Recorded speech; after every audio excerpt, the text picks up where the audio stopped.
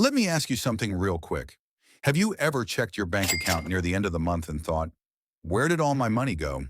Because you didn't buy anything crazy, no luxury vacations, no big shopping spree, and yet, somehow, you're broke again. You tell yourself, if I just made a little more money, I'd be fine. Or, I'll get serious about finances when life slows down.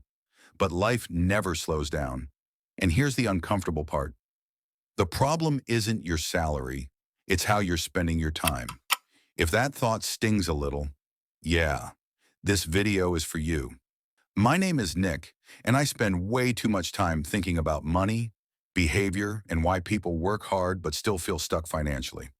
If you're someone who feels busy all day but still isn't moving forward financially, make sure to hit the subscribe button and give this video a thumbs up if this helps you out. Here's the thing. Time management sounds boring, but once you realize how closely time and money are connected, you start seeing your financial life very differently. And honestly, a little frustratingly. The big lie about money. Look, we've been told our entire lives that the key to financial success is making more money. Get a raise, get a better job, start a side hustle. All true. But here's what most people don't realize. Income doesn't change your life nearly as much as how you allocate your time. Because time is what determines what skills you develop, what opportunities you notice, and what habits quietly compound in the background. Money is just the result. The stat that should wake you up.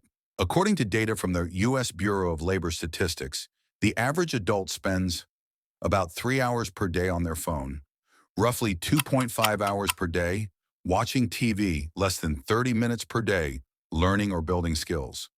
Now, I'm not judging. I do some of this too. But let's do the math. That's over 5 hours per day on low-return activities. 5 hours a day, 7 days a week. That's 1,800 plus hours per year. That's not a little downtime. That's a second full-time job, just unpaid. Time is a financial decision. Here's the thing most people never think about. Every hour you spend is a financial decision. You're either spending time that produces nothing later or investing time that pays you back in the future. And the scary part? Your brain is wired to choose the first option. Why your brain works against you? Look, your brain loves certainty. Watching Netflix, guaranteed comfort. Scrolling social media, instant dopamine. Learning a new skill, uncertain, uncomfortable, slow payoff. So your brain says, let's relax now and deal with money later. But later has interest, a simple but brutal example. Let me show you what I mean. Imagine two people, same age, same salary, same job. Person A scrolls their phone for 2 extra hours per day. Person B uses just one of those 2 hours to learn a marketable skill. After 1 year, person B can earn even $20 per hour from that skill. That's $20 times 1 hour times 365 days equals $7,300 per year. 5 years later, that's over $36,000. Same life, same job, different time decisions. This is where it gets really interesting. Why busy people stay broke. Now you might be thinking, Nick, I'm busy, I don't have time. And I believe you. But being busy doesn't mean you're building wealth. Emails feel productive. Meetings feel productive. Running errands feels productive. But none of that increases your earning power.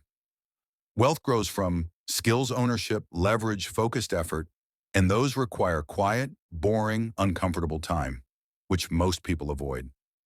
The I'll do it later. Tax, here's what most people don't realize. Every time you say, I'll start later, you're paying a hidden tax, a procrastination tax, because money compounds, but so does delay. That investment you didn't start, that skill you didn't learn, that idea you didn't act on, someone else did.